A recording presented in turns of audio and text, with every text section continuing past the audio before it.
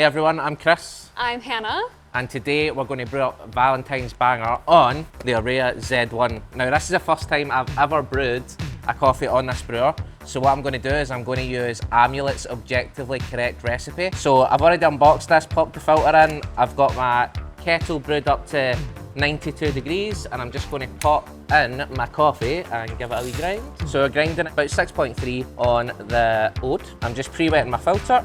You may notice that I'm using a jar to brew into. That's because I don't actually have a vessel that fits the Z1. We're going to use Amulet's objectively correct Orea recipe. Straight off the bat, fast as fuck, pour 60 grams of water and then we're going to give it a little spin to flatten the bed and we're going to let that sit. And then once we get to 40 seconds, we're going to pour even faster up to 140 grams. And then our next pour is going to be at 1 minute 15, where we are going to slow the pour right down into a circular motion until we get to 190 grams.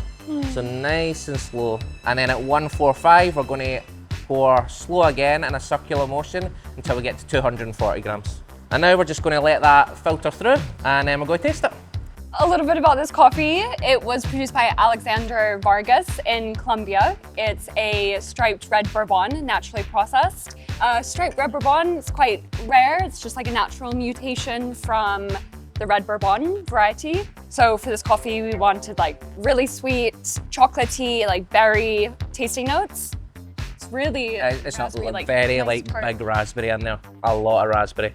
It's also kind of got like that like sherbety, like sweety candy like thing going on. I think that's actually quite a good brew. I think we've done it's quite really a good good job. brew.